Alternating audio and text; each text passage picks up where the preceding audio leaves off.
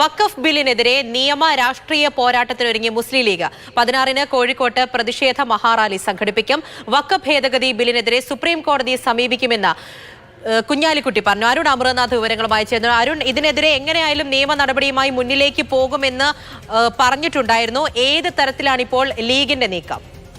അതെ പൂജ, നേരത്തെ തന്നെ വഖഫ് നിയമ ഭേദഗതിക്കെതിരെ നിയമ രാഷ്ട്രീയ പോരാട്ടം നടത്തുമെന്ന് ലീഗ് പറഞ്ഞിരുന്നു. പിന്നാലെ ബില്ല് രാജ്യസഭ പാസാക്കിയതിൽ ഒരു ആഹ്വാനം തന്നെ ലീഗ് നടത്തുകയാണ്. സുപ്രീം കോടതിയെ സമീപിക്കുമെന്ന് ദേശീയ ജനറൽ സെക്രട്ടറി PK കുഞ്ഞാലിക്കുട്ടി വ്യക്തമാക്കി. ഒപ്പം തന്നെ മാർച്ച് 16-ാം തീയതിയെ ഏപ്രിൽ 16-ാം തീയതി വലിയ തരത്തിലൊരു പ്രതിഷേധ സംഗമം കോഴിക്കോട് കടപ്പുറത്ത് നടത്താനാണ് ലീഗ് ലക്ഷ്യമിട്ടിരിക്കുന്നത്.